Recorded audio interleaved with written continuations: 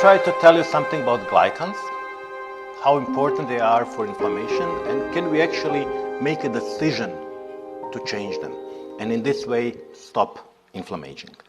So we all know that healthy life habits can expand our lifespan, health span, for up to a decade. But most of us does not do that. And we know that caloric restriction can make a number of different model animals live longer.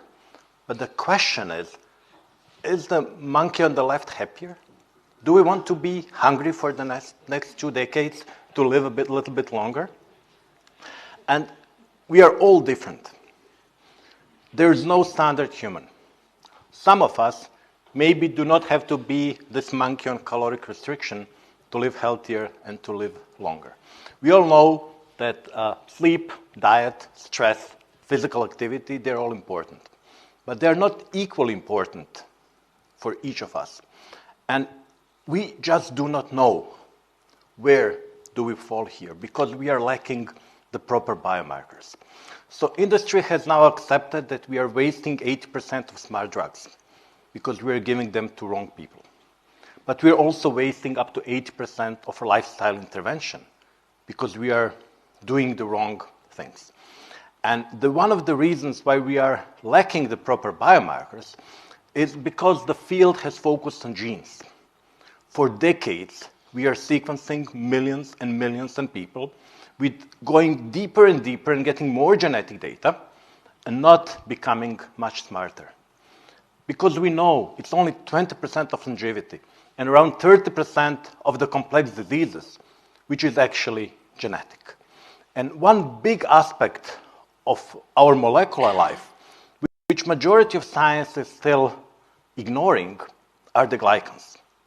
While glycans actually are responsible for the majority of inter-individual variations. Actually, the first biomarker of personalized medicine are glycans, blood groups. ABO blood groups are chemically glycans. So when we think about glycans, we should imagine this protein revolving in the middle. This is the S-glycoprotein of SARS-CoV-2 virus. All these hairy things on the surface, these are the glycans. And many people still study only the protein part. This is the figure on the left. And the best analogy is this poor bird without a single feather. We can do a lot of good science on that bird. We can study physiology of a bird. We can study eyesight. We can study bird walking. But we will never see that bird flying. Because the bird without its feathers cannot fly. Protein without its glycans does not function normally. Just one word of caution here. Glycation, glycated hemoglobin, HbA1c, this is something completely different. Glycation is a chemical damage, taking a shotgun and firing at the protein. Glycosylation is a sophisticated post-translational modification. And the majority of proteins are glycosylated. And to understand biology, to see the whole picture, we have to include glycans in our story. And we went there first. We were the first to start doing large glycomic studies on humans. It was 15 years ago. So far, we analyzed over 150,000 people. Out of the 191 something thousand published human glycomes, we generated nearly 160,000. So we definitely lead this field, and we lead it in collaboration with some of the leading researchers all around the world. They have fantastic cohorts, fantastic biological samples. We do our analytics, and then we try to understand what is going on. And in the last couple of years, we really managed to raise it to the level of publishing in the best journals, including Circulation Research, Diabetes Care, Gastroenterology, a couple of Nature journals. So glycomics is coming to the mainstream. One of the first things we learned when we looked at the large population cohorts was that age is actually complicating our studies because we couldn't use patients and controls who are of different age because the glycans change a lot with age. These are 5 different cohorts from different parts of the world, different glycans, they change a lot with age. And actually, based on that knowledge, we developed something we call the Glycan Age, the index of biological age, which is now commercially available. Of course, I'm heavily conflicted there because I'm one of the inventors. But what we know is that when people are young, they have glycans like this, which actually suppress inflammation. And as we are getting older, our glycans change into this type of structures, which are actually promoting inflammation. And they do it by regulating activity of our immunoglobulins, but also by managing many other aspects of our immune system. So we have a set of molecules which change with age, which regulate inflammation, and they are attached to immunoglobulin G. An interesting thing here is that even though they're not so accurate in predicting chronological age, which is, by the way, not important because we all know our chronological age, the difference is explained by lifestyle and diseases. So when we look at the difference between the Glycan age and chronological age, it heavily correlates with the biomarkers of unhealthy life. So people living unhealthy life will have their glycans aging faster than people living healthy lives. People with the different diseases will have their glycans altered toward the aging, older glycome. So the last 4 bars are just effects of age. All other bars are different diseases, including lupus, RA, IBD, diabetes, colorectal cancer, many other diseases. And what we see, majority of people who are sick, different diseases, will have the same type of changes. And in many cases, we see glycans change before there is a diagnosis of a disease. So what I think we are seeing here, we are seeing a functional role of immunoglobulin glycans in regulating low-grade chronic inflammation, which then contributes to development of different diseases. Because remember, the disease names are based on a symptom and a location, and they were defined over 100 years ago. So molecular mechanisms could be very similar in many different diseases. For example, one very popular disease now is the COVID. And David Sinclair and I speculated 2 years ago that biological age would be a much better predictor of disease severity than the chronological age. And we published the editorial in Aging. We managed to prove it later that year. Yes, people with older glycome were more likely to get a severe COVID. And also people who had a severe COVID had much more extensive changes in their glycome than people who had mild COVID. So this is mild or asymptomatic, the first 2 panels. The second 2 are people who had really severe COVID. They aged up to a decade in a couple of weeks. But SARS-CoV-2 virus is not that special because influenza does a similar thing. So if you have a severe influenza, you might also age a lot in a couple of weeks. And we still do not know how much of that can be reverted. We've seen people, for example, I gained 5 years when I had COVID, and I still have them. So I didn't manage to lose them. When we look in different parts of the world, people are different. And the best predictor, practically on a line with the glycome, is the expected lifespan. So if you live in a country where you will live longer, your glycans age slower than if you live in a country where your expected lifespan is shorter. And this highly correlates with the Human Development Index. And when we saw the link with mortality, we said, okay, mortality, what is the major source of mortality? Cardiovascular diseases. What can we see in cardiovascular diseases? Glycans correlate strongly with the cardiovascular disease risk score. This is something we published 4 years ago.